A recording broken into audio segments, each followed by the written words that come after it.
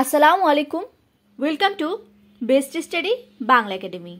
যারা আমার ভিডিওটি দেখছেন তাদের সবাইকে আন্তরিকভাবে ধন্যবাদ জানিয়ে আমি আমার ভিডিওটি শুরু করছি। আমরা পড়ছিলাম দ্বিতীয় শ্রেণীর আমার বাংলা বই। তারই ধারাবাহিক পর্যায়ে আজকে আমরা পড়ব পাঠ 3-এর আমার বাড়ি আমার কাজ। আমার বাড়ি আমার কাজ। আমার বাড়ি আমার কাজ বলতে আমরা কি বুঝি? আমাদের নিজ নিজ বাড়ি এবং আমাদের নিজ নিজ কাজগুলো সম্পর্কে এখানে লেখা রয়েছে। তো শুনি। মা বলছেন আজ অনেক কাজ করতে হবে। তুলি বলছেন কি কাজ মা? মা বলছেন ঘর বাড়ি পরিষ্কার করতে হবে, কাপড় গোছাতে হবে। তপু বলছে আমিও কাজ করব। বাবা বলছে আজ তো বাজারেও যেতে হবে। তপু বলছে আমি তাহলে বাবার সাথে বাজারে যাই। তুলি বলছে আমি তবে মার সাথে কাজ করি। বাবা বলছে কি করবে? তুলি বলছে ঘর পরিষ্কার করব, কাপড় গোছাবো। মা বলছে ঠিক আছে, সবাই মিলে কাজ করব। বাবা বলছে মিলেমিশে করলে কাজ সহজ হয়। তাহলে এটা দ্বারা আমরা কি বুঝলাম? যে আমাদের প্রত্যেকেরই সংসারে কে রয়েছে? মা রয়েছে, বাবা রয়েছে, ভাই রয়েছে, বোন রয়েছে। আর আমাদের সংসারে এরকম অনেক কাজও রয়েছে। প্রত্যেকটা পরিবারেই বিভিন্ন রকমের কাজ থাকে।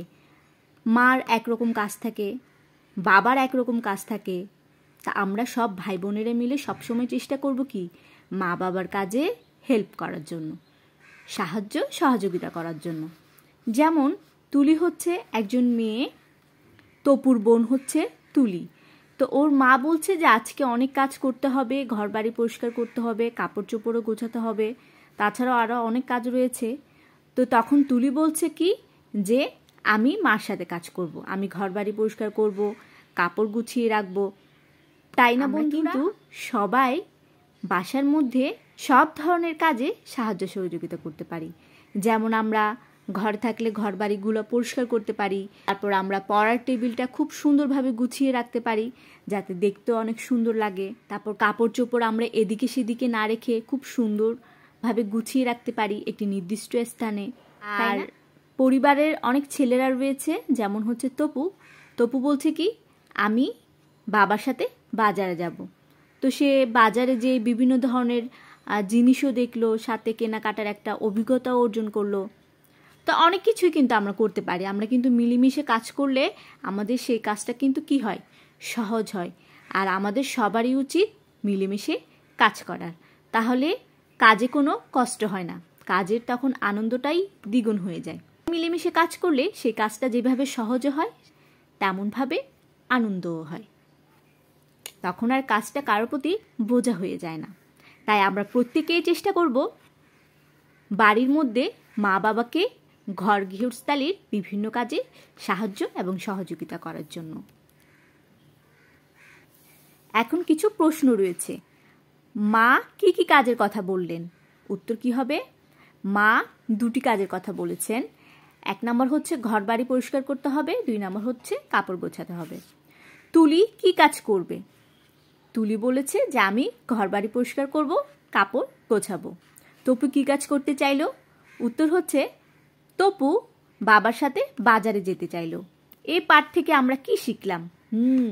বন্ধুরা তোমরা কিন্তু সবাই কমেন্ট করে জানাও এই পাঠ থেকে আমরা কি শিখলাম। আমরা শিখলাম যে সবাই মিলেমিশে কাজ করলে কাজটি যেমন সহজ হয় তেমন সুন্দর হয় এবং আনন্দদায়ক হয়।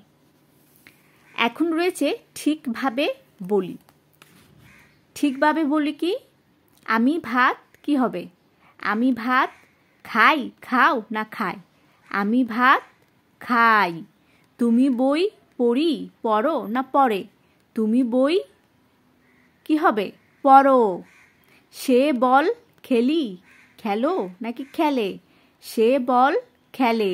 তুলি বাজারে কি হবে এখান থেকে? তুলি বাজারে যায়। বাবা কাজ কি হবে? করেন। বাবা কাজ করেন। ধন্যবাদ সবাইকে। আসসালামু আলাইকুম।